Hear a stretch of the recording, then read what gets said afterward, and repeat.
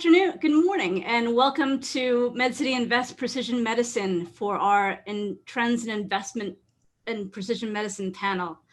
I'm Stephanie Baum, Director of Special Projects with MedCity News.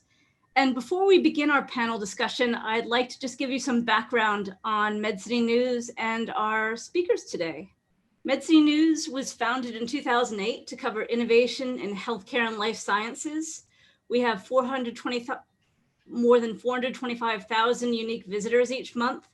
We cover biopharma, digital health, medical devices, diagnostics, as well as hospitals and payers in the context of the industry's overall transformation. We host conferences focusing on investment, population health, digital health, and patient engagement, in addition to precision medicine. We accept outside content through our MedCity Influencers program.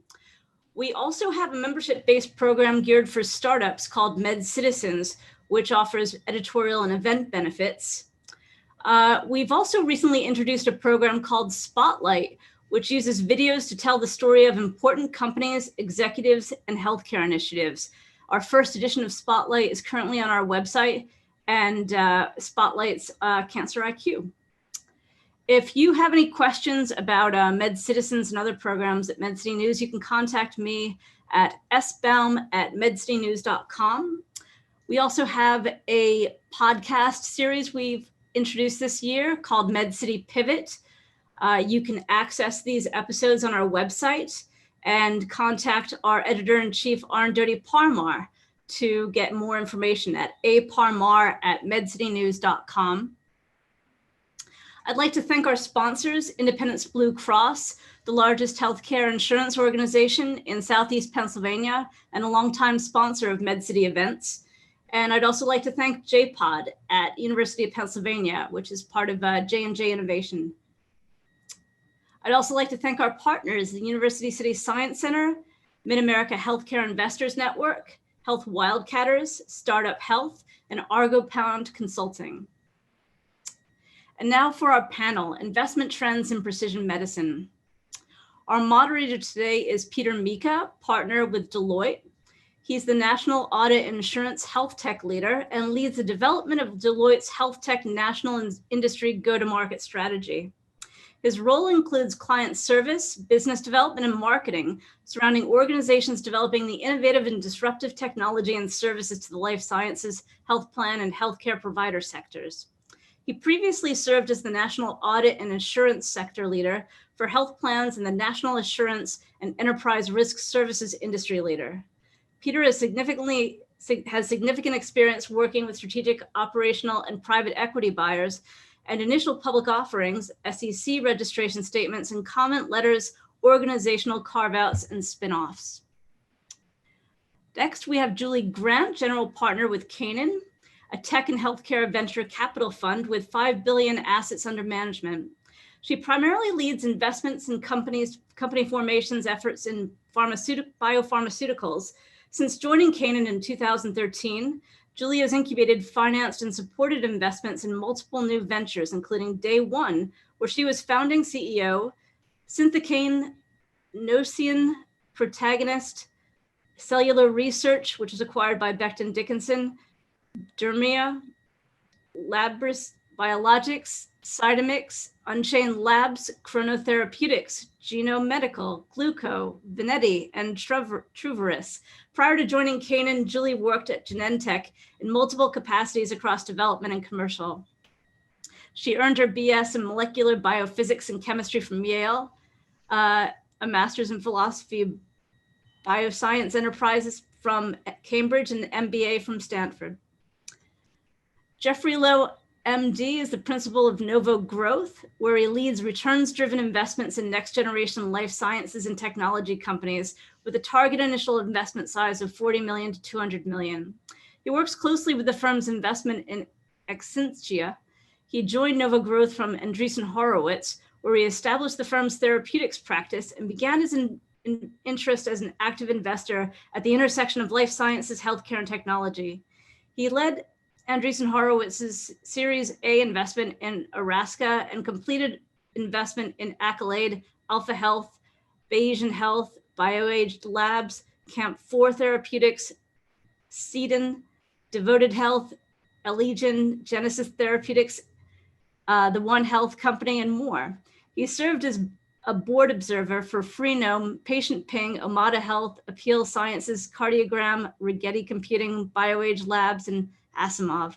He received an MD from Yale School of Medicine, an MBA from Harvard Business School, and an AB in molecular and cellular biology from Harvard. He was named to Forbes 30 Under 30 in venture capital in 2019. And last but not least, we have Chris McFadden, Managing Director with KKR Credit. He joined KKR in 2018 and is Managing Director focused on healthcare investing. He works closely with private markets healthcare team and to originate and execute a broad range of credit investment and third-party capital market opportunities. Prior to joining KKR, Chris was a senior advisor to Ethereum Capital Management, and previously he was a partner at Health Evolution Partners and a managing director at Goldman Sachs, where he was a member of the Americas Special Situations Group focused on healthcare investing. Chris holds a bachelor's degree from the University of Richmond and is a chartered financial analyst. And now over to you, Peter. Okay, I think we're set with the video. Stephanie, thank you for your time and 3 very dynamic speakers today, helping us through the evolution of the future of health. For a moment, let's think it's June 1st, 2021.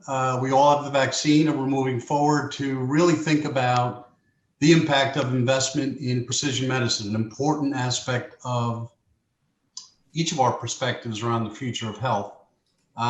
I've asked each of our presenters today to think about the investment in this sector through the lens of their particular area of focus, whether it be products for Julie, services for Jeffrey, or emerging technology for Chris, taking into consideration what we believe are the macro trends in this industry around cost and reimbursement, the emergence of the consumer and industry convergence, and clearly the emerging regulatory environment. So off to it, Julie, let's start with you, a bit of your perspectives around the products you see in the marketplace vis-a-vis this sector and how that interfaces with the emerging trends around cost and reimbursement. Sure. So thank you again to MedCity and for hosting, and Peter for graciously being our moderator. So as context, I invest and help incubate companies primarily in the pharmaceutical sector. And so as it relates to trends in precision medicine, this is an explosive time in terms of growth, promising new treatments that help us identify the right product for the right patient. Just to give people a sense, one of the biggest areas where this has really been at the tip of the spear is genomics for rare diseases and oncology, but we're seeing that segmentation of patients increase for finding the right product that could really make a transformational effect in autoimmune disorders. You're going to see increased specialization in neuro products. And I think that how payers should be considering these trends is increased segmentation as you think about the reimbursement and management of these diseases that historically have been one large bucket or one large disease category, but increasingly are going to be sub-segmented. The hope is that what we will be able to give in exchange for that from the pharmaceutical sector is a higher likelihood that a beneficiary or a recipient of a medication will actually see benefit with higher responses, better outcomes, and fewer people that are seeing no benefit from a high-priced pharmaceutical product, which I think nobody wants. Thank you. So Jeffrey, through your lens, I know you've spent quite a bit of time on the services side. How do you see the market from a trend perspective and the impact on cost and reimbursement? Hi, I'm Jeffrey. Lead the life science and technology component of Novo Growth, and excited to be here. So thanks so much, Peter. I think what's really interesting, but beyond services, is the combination of services, products, and technology in the precision medicine space. As Julie mentioned, I think we're going into an era, and we're already there in oncology. And I think I see the world maybe in 2 different spaces. In oncology, where it's here, and we need to find ways to get there better and faster. And then in the areas beyond oncology, where we need to develop all of the ecosystem that oncology has today to unlock the promise of precision medicine outside. In oncology, I think what I'm really interested in are a few different trends. One is things are getting so competitive around certain targets. There's been a lot of news around Amgen Mirati pursuing KRAS. It's been a holy grail in cancer. And yet, as we go after more and more competitive targets, I think speed is just going to be an incredibly important differentiator for companies getting out to market. We have a company, Excentia, that has been able to combine AI plus really experienced medicinal chemists, been able to go from target to development candidates in 12 months instead of 4 to 5 years, which is industry average. They're about to have their third program go into the clinic. I think when you have technologies like these that can speed your time to market, you speed your time both to getting patients that are in the right segment, but also in an increasingly competitive space, you really get there. In addition, as Julie mentioned, we're trying to make these trends in the fundamental biology. And sometimes the fundamental biology of one target is going to come short. And so I think we're going to see a proliferation of more combination strategies, that it's not going to just be one target, but it's going to be a portfolio of synergistic targets. And some of that is going to be core biology and core drug hunting. And some of that may be new technologies that help people identify what those new targets that may go with new combinations are. And the third area that I think I'm really interested in is how do we increase and get better patient segmentation? How do we find what that smaller group that this drug is going to be more effective in? I think there are new trends in real world evidence that are there. And I also think AI can play a component in this area so we can find the right segment of patients. Outside of oncology, neuro, as Julie mentioned, rare disease, cardiology, I think these are areas that are also ripe for having all of the things that we have in oncology, but we're going to have to build that ecosystem in different ways. It's hard to get a biopsy of the brain or the heart, but I think that there are ways that we can build all of those things and all of those ecosystems that we have in oncology to really unlock a lot of really big markets in these other indications. Jeffrey, fascinating. Thank you so much. Chris, I know in your role at KKR, through a private equity lens, you tend to focus on the technology aspects of the investing community. Your thoughts there would certainly be appreciated. Yeah, and thank you, Peter. It's a pleasure to be with all of you today. I think from a technology point of view, there's probably three sort of core dynamics that we're mapping, and we think they drive, the sort of technology activity that's both good for product development and patient outcomes, but also create some interesting investable opportunities. I think first of the three is what's the current profile of the drug pipeline that we can see. And I think you could say a couple of things about that are important. Obviously, the total amount of funding that's coming into pharma biotech pipelines is really unprecedented. Before the COVID impact, we were annualizing as much as $100 billion per annum coming in to fund small and mid-sized companies. That's the sort of capacity to invest and drive innovation that isn't going to dissipate anytime soon. Secondly, as was referenced by Julie, is the focus on oncology and rare disease is really important because those have particular demands, including biomarkers that really drive behavior through the development life cycle. And third is some 80% of the new products in development are coming from mid-size and early stage biopharma companies. They inherently have a more virtual approach to drug development. That's a much higher use of third-party contract research and other contract development organizations. And we think that's constructive for innovation and deployment of technology. Second large bucket that we focus on is payment. The good news is that there's thousands of rare diseases that have been yet to be fully prosecuted into therapies. The bad news, if you will, is that the cost of those new therapies are significantly higher than average, in some cases dramatically higher. And so building the health economic case to support market access, which is inherently a data-centric exercise, is always been important and probably only gets more important as time goes on. And the final that I would add here, the third bucket, is what's happening in the provider ecosystem in this country, where innovation meets patient. It's clearly the case that after a decade of investments in all forms of sort of digitization of what happens at the provider site, you're really reaching a step function in which just basic data collection is evolving into something that's more longitudinal, that provides better opportunities to capture and analyze unstructured data.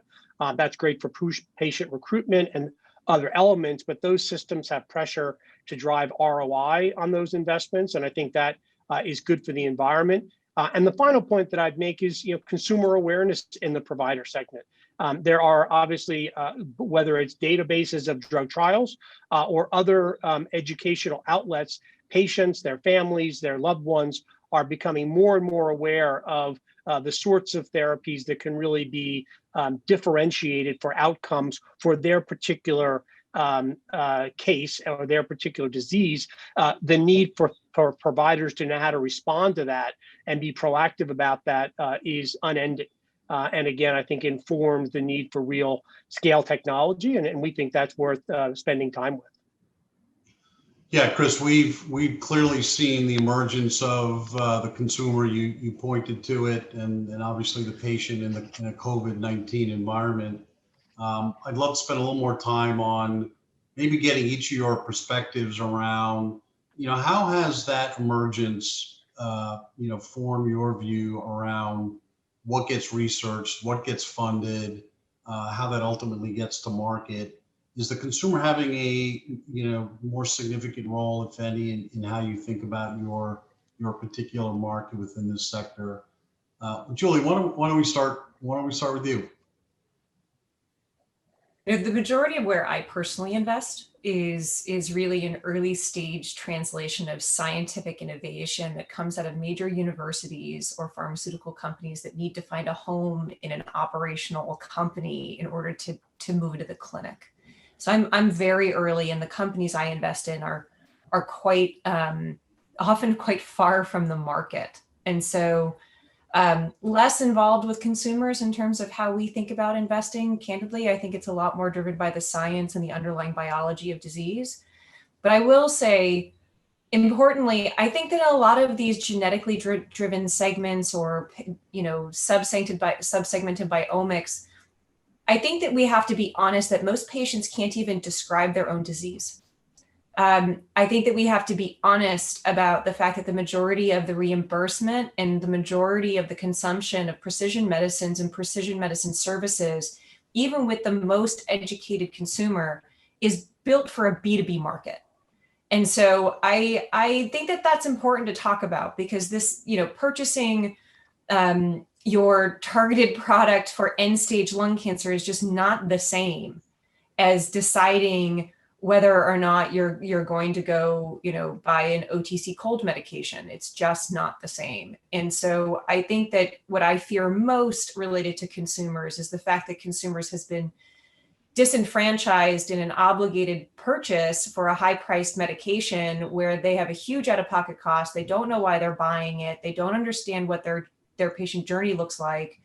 And I think that's where a lot of the issues come into play related to high-priced medications. And we can talk about that, but it is the confluence of super high-priced medications with a lot of out-of-pocket costs for consumer. And I think we have to get very serious about this. And I can give some examples about where those walk-away price points are really for consumers. And it's much lower than people realize. It's like $200. People walk away from the counter at CVS for a terminal lung cancer product at $200 out of pocket. So when we're talking about, consumer choice in cancer, I fear that the wording is a little bit light in terms of what the practical realities are for people. So that's my view on the topic. I think it's much more nuanced. Yeah, no question in your stage of investment. does the market, ultimately, does the market demand for those products inform? I mean, how does that inform the, you know, the R&D, the research, the investment, the incubation that occurs, you know, relative to, you know, potentially targeted therapies that that you consider? I think that if there's uncertainty in terms of the overall aspect of national healthcare payments, I think the market will pay attention. I think that we absolutely need some form of coming together at a national level to understand how we'll deal with patient affordability and long-term sustainability of all healthcare payments across all systems. And I think that precision medicine is a part of that. And so, you know, my hope is we can find a world in which patients don't have an out-of-pocket cost when they have a cancer diagnosis, because I don't think that the idea of trying to influence them not to take their medication helps anybody. And so the more we can get to a practical reality of what it is really like for most Americans to navigate a very serious disease if they are taking a precision medicine, most likely, how do we get them on the right product at the right time as quickly as possible? And what is the right payment? I think it's a national conversation. I don't think it's going to be a one-off fix in any way in the near term until we have movement in Congress and alignment with the executive branch. Yeah, I agree. Jeffrey, your thoughts on how those market trends are informing your thoughts around your investments? Yeah, I mean, to maybe continue on some of Julie's thoughts on the national issues, Peter Kolchinsky at RA Capital, the biotech hedge fund, put forward this really interesting idea around a biotech social compact. It goes something like this: is that, you know, we spend billions of dollars in R&D. Some of that is recouped during a period of patent exclusivity when people are paying these high prices. But after that patent is over, for all of history and a very high percent of the drugs that people spend and take today, those are generic.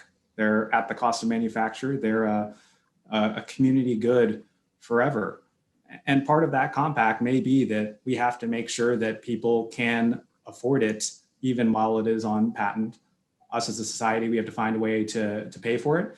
And, you know, at the point of care, we have to make sure that, you know, not only can people afford it from an out-of-pocket perspective, but, you know, they can also access it.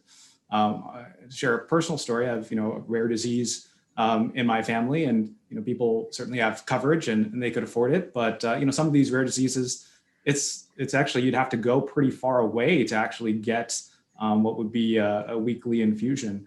And, you know, if you're a hardworking person, you know, with family, going multiple hours every single week, that is a large barrier. So, you know, there's two places in the investment trend where I see consumers coming in. I would say the vast majority of what we do is healthcare as a B2B business, as a science-based business, and the consumer is, you know, less a portion of what we're thinking about for the vast majority of businesses that we're doing. But I think that they have a role both at the beginning and the end. You know, at the beginning, I think there are places like rare disease, or as I suggested, patient segmentation. Rare disease is a really interesting place where there have been a lot of work in patient advocacy groups about getting groups together with a rare disease and advocating, you know, industry and academia to study and fund these diseases. CF Foundation, Vertex has had, you know, some really outstanding wins. And I think we are seeing more opportunities. There's an early stage company called All Stripes that is organizing rare disease communities and standing up those communities for a number of rare diseases. You know, I think in that place, we've already seen patients being involved. And because the diseases are often so rare, to actually even start the process, people don't want to start research or start development on a disease in which you cannot recruit the patients. And to start with the very patients and segments that you need, I think that is often a good starting point in precision medicine. You have the trial. If you're going to have quite a precise trial, a small population, and you know you can enroll it, you know, I think that lets you get a start. On the other end, you have to go and make sure that people can get these drugs when they have it. And it's not just about payment. It's also about the science. Do they have the right sequencing such that they know they have the right mutation so that this precision medicine can help them? We're investors in a company called Tempest that does a lot of genetic sequencing for oncology. They've also gotten a really exciting business around data in oncology, and they're helping lots of people with the help of their doctor figure out if they are eligible for these treatments and making sure that they're able to access the correct treatment for them. So, it doesn't help if we approve a lot of drugs and we have means to pay for them, and yet we have patients that have no idea if they have the right, genetic cancer to be eligible for these things. That's a portion where, I think empowering the consumers with the help of their doctors, it closes the loop. So consumers, I always say they're at the beginning and they're at the end. Yeah. Very, very insightful. Chris, what are you seeing through the lens of technology and the consumer? Yeah, no, I think those are all important points. And yet, we all probably see more Keytruda and other, advanced therapies advertised on television than you might expect, because there is still a consumer education element that's informing patient-physician dialogue. Whether the patient is fully prepared to have that conversation or not, it is part of, I think, the current environment. And I too wish that we would move to a place where there was better availability to pay for some of these more expensive therapies, because I think we could all see the trend line for where drug costs for newly approved products are moving toward, and they're up and to the right. And yet, we know that upwards of 40% of all employer-based healthcare, which for a long time was viewed as sort of the gold standard of health insurance in this country, are effectively high deductible health plans. When you consider co-payment, co-insurance, deductibles, and the other out-of-pocket requirements, it really does create a really difficult environment. Now, I think what we should recognize is that in some ways, what used to be a PBM model that was there to guide, restrict, formulary, manage has really evolved into, in many circumstances, a hub-like model, which is a term of art, but really a facilitation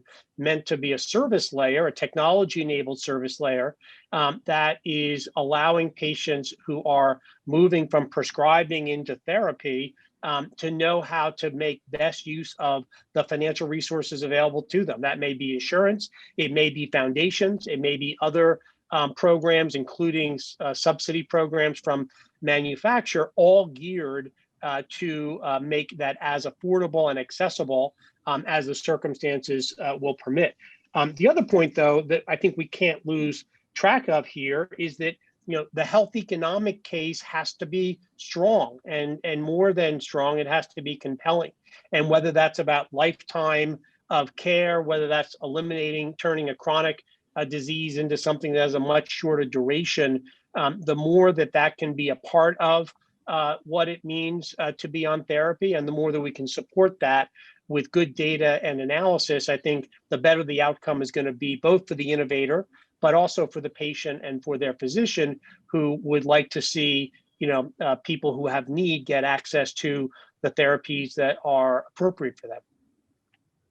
Chris, thank you for that. I mean, certainly that's a healthy dialogue around, I think, the emergence of the consumer, and on the spectrum certainly has, high, low to medium impacts in terms of how you look at the market.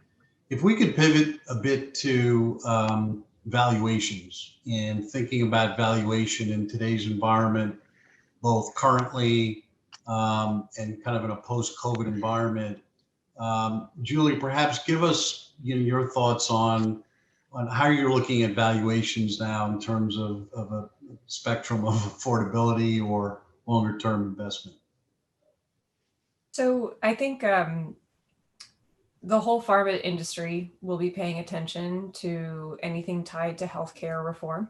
I think the complexity from as a person who's supporting small biotech, which is where the majority of the innovation comes, I think that, we're not often a seat at the table in terms of those conversations. I think it's often confused about how rebating and contracting and all of that works across a basket of products in large pharma, say AbbVie or Johnson & Johnson, which are, have many, many products to come to a United Health Group and try and rebate and contract to get access across a formulary. I think what's going to become really interesting and complicated is a lot of them, the best emerging products are going to be in biotech companies that are now worth $2 to $5 billion, but are single asset companies. They are not going to have a book of rebates to negotiate, but they potentially could have a structural monopoly because they will have the best drug. And so the nature of the way that payers will have to show up and pharmaceutical companies will have to show up is going to shift from 20 major logos to potentially having a lot of smaller companies that have the cash and the capital and runway to go alone and vertically integrate into a commercial company. And that historically has not happened.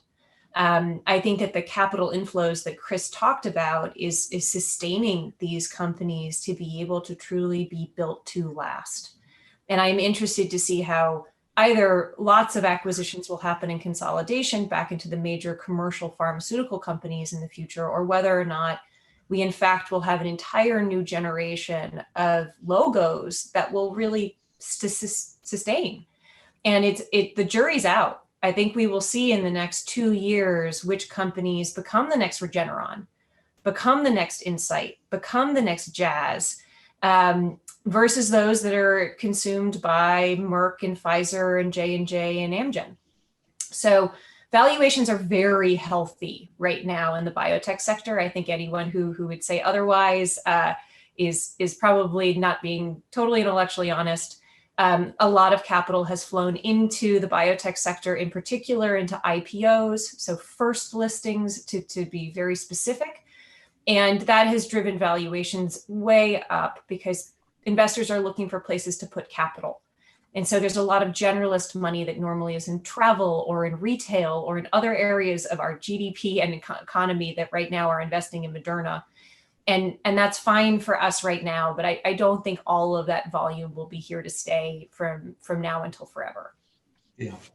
Yeah, and you'll see some of that ancillary commitment shift, right, as the market shifts, and those investors who have been and will be committed to a particular therapeutic class or sector of the market, much like yourself, will continue. Jeffrey, your thoughts on valuation and how it's impacting your investment thesis? Yeah, I mean, similarly, what we've seen in the public markets with just people needing to park money in equity, period. And then I think the COVID period has also increased generalist interest in the biotech space.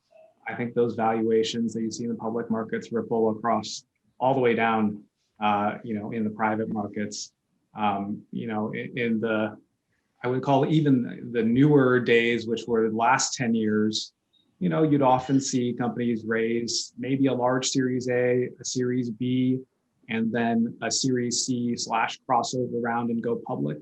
This year, I've gotten pitches that they said, our Series A, we intend this to be our crossover round. So companies are going public earlier.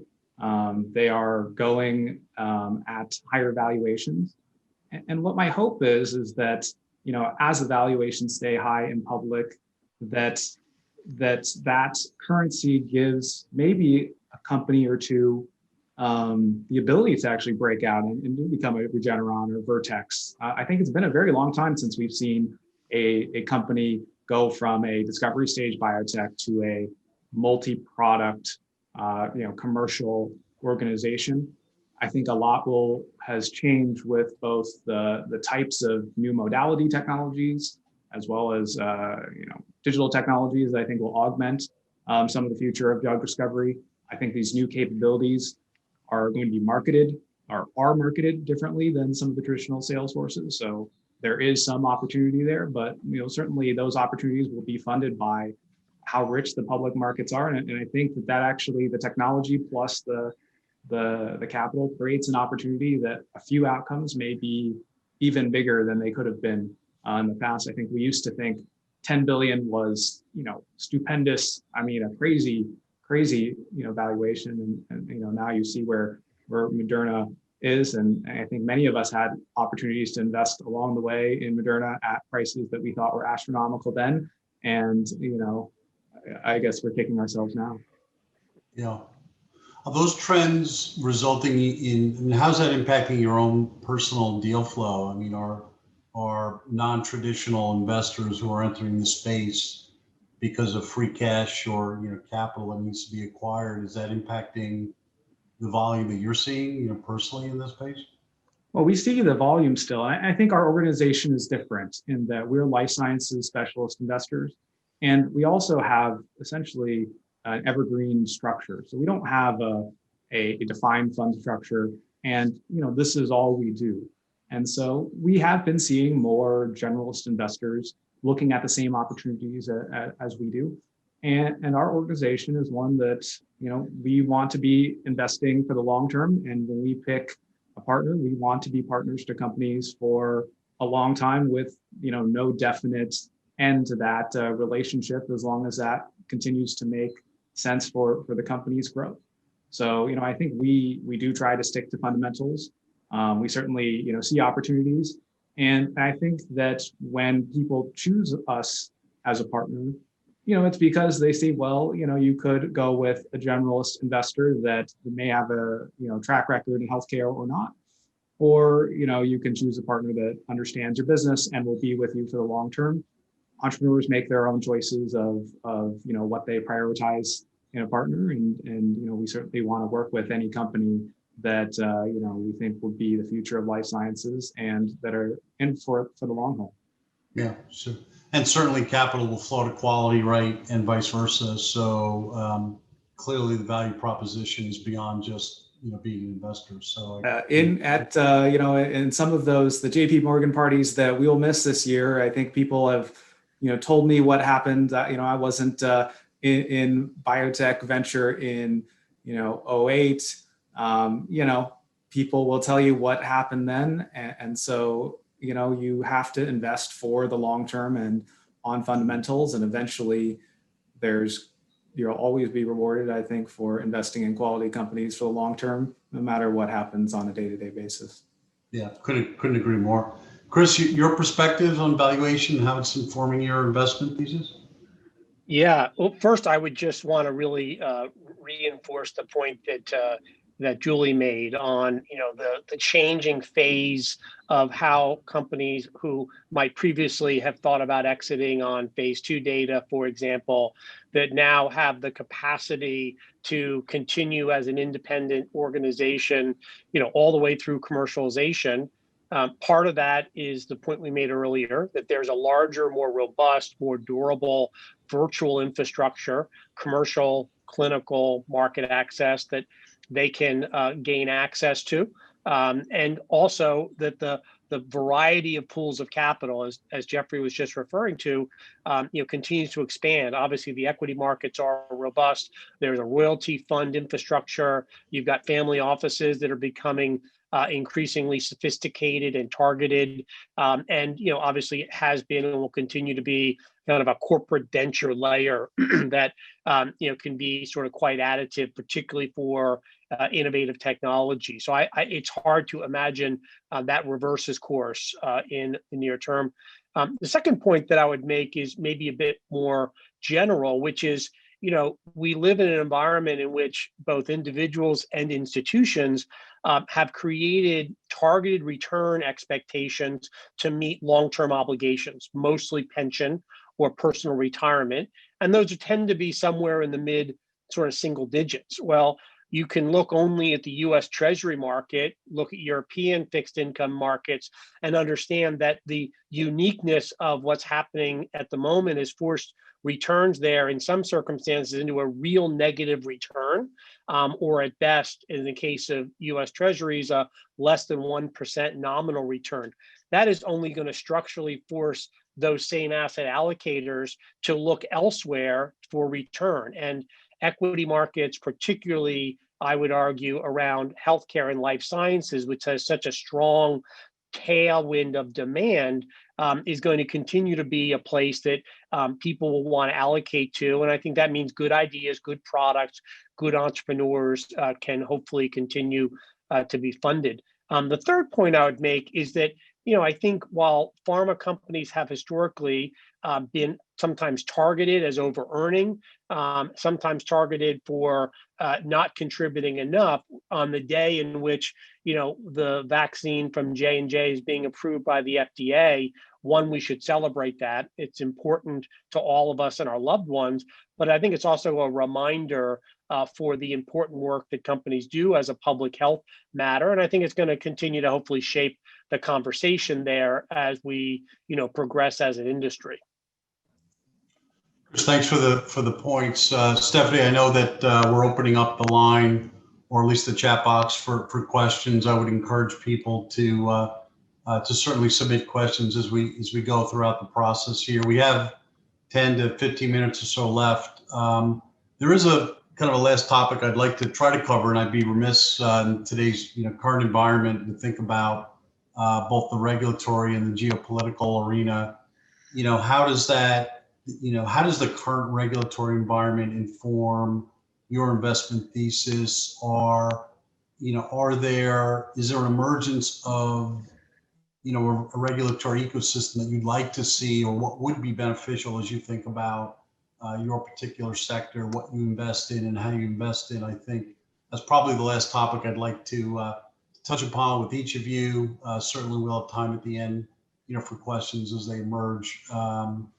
Julie, why don't we again start with you?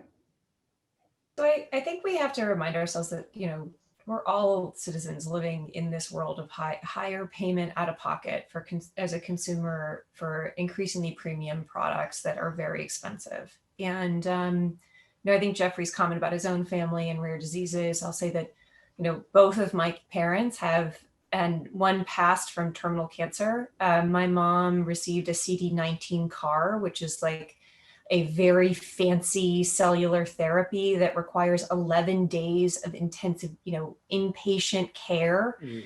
And during COVID, I am sure that she is an extraordinary expense to her insurer. And we had to pay for her out-of-pocket costs. And it is in a sector that I have worked my entire career, which is I have mainly worked in cancer. And we're all living this together. And so I think trying to think of narratives and solutions that both allow these companies to continue to create innovations that save lives, and really to talk about that in a who pays in a collective fashion, I think is the root of this issue. I think that the more that we can collectively talk about, should patients be paying massive out-of-pocket costs for the quote drug they want? No one wants these drugs. No one wants these conditions. They need them. And so I think that how do we shut deductibles? How do we get rid of coinsurance is top of mind for me in the pharmaceutical industry. I think a lot of people believe that the flack that is caused for pharma is mainly because of that. And that I think a lot of pharmaceutical companies want to come to the table to talk about how to shut that. When you have $1 million per patient for some of these gene therapy products, $1 million with a 95% margin, I would pay all day long to shut the deductible for that patient because it's pennies on the dollar. What we can't have is a government reform where you have to discount a product that has a 1% margin so that I take it off the shelf and then Martin Shkreli has a monopoly and will charge $500,000 for a drug that Pfizer no longer approves. And so we have to get very, very, very nuanced about how we're going to solve for cost, and a across the board discount, across the board rebate, across all products in pharma is going to crush innovation. It's going to hurt these small businesses that don't have a rebate pool to give to payers. And a single, let's just cut Medicare reimbursement for pharmacy benefit by 20% to pay for it is going to lead to drugs being discontinued in the market. And anyone who has worked in pharma knows that is how this works. So the more we can be practical about these solutions, I think the better we will be as a country. Great insight. I agree with all the points, just on a personal level. Jeffrey, your thoughts vis-a-vis the regulatory environment? Yeah, to add to that, I think it's about education in that, you'd be surprised given how large healthcare is. Our lawmakers, they, in their mind, they think drugs are high, that biotech companies and pharma companies, that Pfizer and then your Series A startup are the same thing in their mind. And yet, I think we need to do a better job educating the public, and maybe COVID's given us some of that opportunity, and that innovation has kind of got to the forefront, and hopefully is in spot of truly saving the world, is that this is a whole ecosystem, right? This is not a monolith that if you cut the costs at the top, it ripples through the system. This is, as much as we would like to back companies that will emerge as multi-product marketing company from its earliest stages, the reality is that most of our industry is a relay race, and that the government, funds academic research. We cannot let the flow of that research kind of go off. That often that is translated into early stage companies. They take products a certain portion of the way, and a larger company comes off and markets that drug, and a lot of companies fail. And so if we go and have blunt solutions like across the board price cuts, I think we will destroy an ecosystem that, I think has become clear this year, the potential for, what is happening there. On the, other regulatory side, I think a lot of people say regulatory risk, and what they mean is actually, science risk. I think the FDA has become, has been pretty reasonable. I think that there's obviously a few, specific cases that people can argue about, but in large part, especially under Gottlieb, was very, accommodating to innovation. I think there are some areas that have become interesting for regulatory reasons around real world evidence. I think the agency has done an interesting job pushing and approving indications based only on real world evidence. And I think the interest in real world evidence, much of it is driven by the potential regulatory agenda on that particular area. I think that's one area where the regulators are really pushing policies that help a certain sub area. But in the rest of it, I think that they are most of all just kind of called it like they see it. Most of the products, if you kind of have reasonable science and you're reasonably helping patients, it has not come to surprise what most of the decisions regulators have made have been. Yeah. Very helpful. Thank you, Chris. Through your lens, right? I mean, the technology, emerging technology certainly has not been as regulated as the clinical components of our industry. Certainly be interested in your thoughts around the regulatory environment through the technology lens. Will it be regulated in a comparable way going forward, and what impact does that have on your thought process and investment thesis? Yeah, no, I think there's two threads there that we're probably monitoring most closely. One is, on data security. And I think we can all, in our personal and professional experience, agree that, HIPAA, which is now, a rather old piece of law, is an imperfect legislation to try to solve for an important problem, which is how do I protect and control medical information? And that was in a very sort of 1.0 version of medical information. You add to the core medical record world, which is now largely digitized, digital pathology, advanced imaging, digital sequencing, and the need to look longitudinally and analytically at that information. I think it adds a higher level of complexity to what it means to have data security. And on a time in which you have recently seen Amazon announce their own health data lake where they want to aggregate all this data, I think it just makes the point that we probably will continue to need to, in a thoughtful and balanced way, mature how we think about data security so that in many ways the technology doesn't get out of patient and institutional protections. And so that's not a proposal. I just think it's a reading of what feels like a practical reality and probably something that's good for durability and sustainability.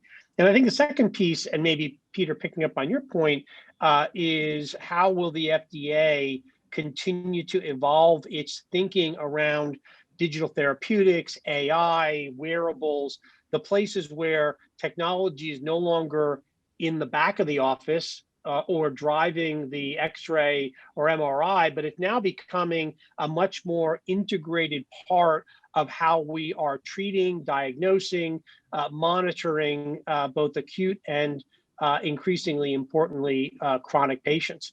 And so I'm not an expert in where the FDA is going to progress, but I think we can all see in recent announcements that they're studying the issue. They're in many cases advancing scrutiny as they've done now with AI. And so for entrepreneurs and for corporate leaders, incorporating that into business planning is going to be an increasingly important part of investing activities. Yeah. Well, I can't thank each of you enough. I mean, this has just been a very thoughtful, creative discussion. We do have time for questions. One in particular emerged I thought was of interest that I think is relevant certainly to all around clinical trials. We certainly see, activity and investment in the actual technology that helps, facilitate clinical trials. Would throw that question out to the group in terms of your perspectives around, what's getting invested, what's getting funded? Are there new innovations that on that horizon that make sense for us to consider? Yeah, I can see that. I think that we increase patients who are being treated in their own local geography to get access to these emerging medicines. And often they are limited by the fact that their physician is not qualified, quote unquote, qualified to be a site in a investigative medicine clinical trial. And so there's more and more studies that are companies that are trying to facilitate the qualification of local community sites for more complicated indications, such as oncology, rare disease, autoimmune disorders, and beyond. There's a company in New York called TrialSpark that will put a medical monitor in a local community practice to be able to get physicians who are not normally affiliated with an academic medical institution paid to have their patients in that site. And in that study, I think that's really important in terms of expanding access to emerging medicines to those in need in the local community and near their home. And that also drives down cost of trials because people don't have to move to Boston or San Francisco or to Houston to seek care. But I think beyond that, the comments, and Jeffrey can speak to this, is synthetic control arms are very important. I think that they are a win-win-win across essentially everybody, which is how do we not have as many patients on placebo? How do we enroll trials faster? How do we use lessons learned of people being treated with standard of care in the wild, in normal community settings to get us data that we need to statistically meet the endpoints of clinical trial designs? But I think those are two areas that I am following that I think are real and are going to get better. I've also been following the completely decentralized model as well. I think that these models that we can get more traditional clinical trial sites because these large pharma companies to recruit trials, they keep going to the same investigators and same sites over and over again, and yet for an individual doctor, it's very difficult to set up a well-running trial site in your own practice. So I think that is really exciting. But there's also been this trend of companies like Science 37 and a number of the big CROs like PRA have also gone and really invested a lot in this as completely decentralized trials where you don't go to your doctor's office, but in fact, the trial is conducted in your own home. And some of that is with the help of mobile, with the help of traveling nurses and sending some technology to your home. Just speaking to some of the heads of some of the large CROs during COVID, it went from a place where a minority of their customers were demanding fully remote or hybrid remote trials to during COVID, 100% wanted some sort of remote option. In a time where we all have to stay home, well, the trials have to adapt. And so a number of those companies have done very good business this year to keep the trials going. Yeah. Chris, I don't know if you have any parting thoughts on that as well. We're coming to the bottom of the hour. Incredibly insightful group. That time always flies, right? So, Chris, any parting thoughts or on that question? Or no, I think those are all really good points, and I would endorse all of them. I think I would simply say in the area of image management interpretation, whether you call it machine learning or AI, pick the acronym that you want. I think we clearly see that there is really good, effective productivity and process acceleration by employing those tools. We're seeing it in clinical, and I think we're going to continue to see it in the development stage as well. Yeah. Well, look, I can't thank each of you enough for your time. We've explored just a number of issues, right, in each of your emerging markets, whether it be the regulatory environment, the impact evaluations, human capital, across both services, technology, and emerging innovation. I am just completely bullish on this industry, this market, have complete level of confidence around our ability to continue our innovation, and I know that each of you are significant participants in that ecosystem. So I thank you sincerely. I look forward to working with each of you in the future, and thank you all the participants today to dedicate your time around having a dialogue around the future of health. And Stephanie, I'll pass it finally to you. Thank you so much, Peter, and thank you for taking the time. Yourself, Julie, Jeffrey, Chris. We really enjoyed that really compelling, engaging conversation, and I'm really excited to see where we are this time next year as far as investment trends in this area. Thank you so much to our speakers and our audience. We look forward to seeing you at the next MedCity Invest Precision Medicine session.